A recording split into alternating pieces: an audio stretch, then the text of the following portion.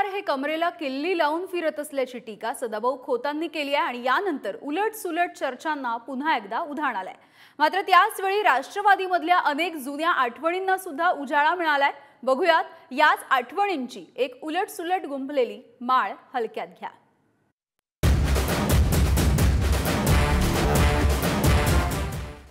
बाप पोरग कर्तबगार झालं की प्रपंच त्याच्या हातात देतं आणि का बसलं का नाही?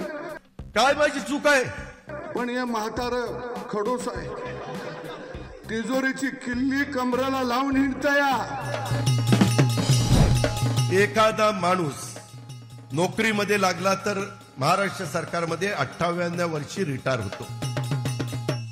IAS IPS असेल तर 60व्या वर्षी रिटायर होतात। पण हे म्हातार खडूस आहे, तिजोरीची किल्ली कमराला लावून हिंडतया।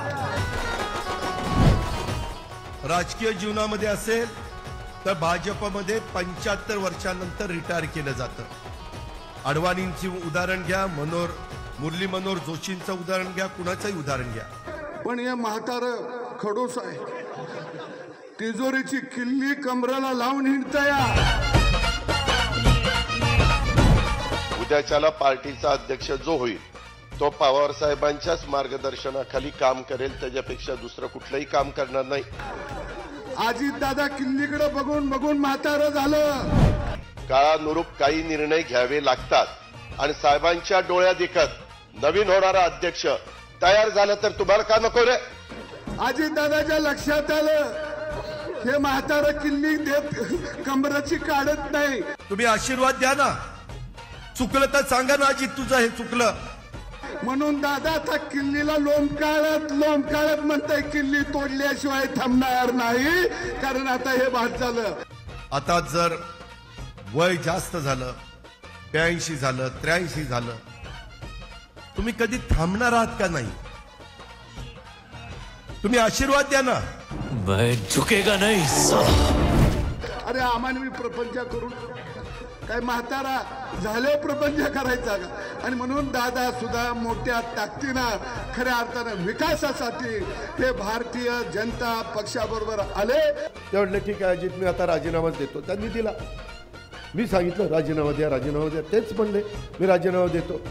म्हणले आता तुम्ही बघा, म्हणलं बघतो, म्हणजे चालवतो। बाप पोरग कर्तबगार झालं की प्रपंच त्याच्या हातात देतं आणि का बसलं का नाही?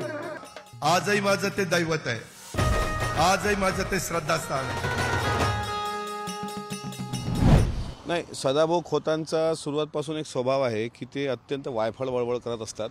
मागेही आम्ही त्यांना सांगितलं की पवारसाहेब तुमच्या बापाच्या वयाचे आहेत, जरी आमच्यात 2 गट पडले असतील तरी साहेब आमच्यासाठी सर्वांसाठी वंदनीय आहेत।